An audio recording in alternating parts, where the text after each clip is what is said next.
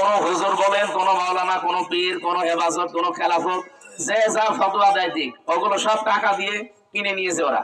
নয়তো যারা আকীদায় বিশ্বাস করে না, বলে শরীয়তের আইন আমরা মানি না, তাদেরকে ভোট দেওয়া জায়েজ বলে। আর যারা অন্তত শরিয়া প্রতিষ্ঠা করার জন্য ধাপে ধাপে চেষ্টা করবে, তাদের বলছে ভোট দেওয়া হারাম। এতে কত বড় নাখান্দা বলেন তো। এতে টাকার কাছে বিক্রি হয়ে গেছে, এখানে আর কোনো সন্দেহ নেই।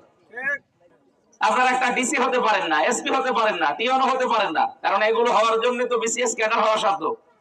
আপনারা হতে পারবেন আপনারা সার্টিফিকেট দিয়ে? আমরা গ্রাম্য মানুষ অত শত বুঝি না, আমরা চাই আল্লাহর বিধান যারা কায়েম করতে চাই তাদের সাথে আছি।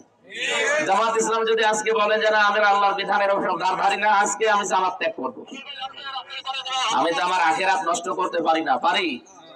সুতরাং আপনাদের আহ্বান জানাচ্ছি, কোন হুজুর বলেন, কোন মাওলানা, কোন পীর, কোন হেফাজত, কোন খেলাফত, যে যা ফতোয়া দেয় দিক, ওগুলো সব টাকা দিয়ে কিনে নিয়ে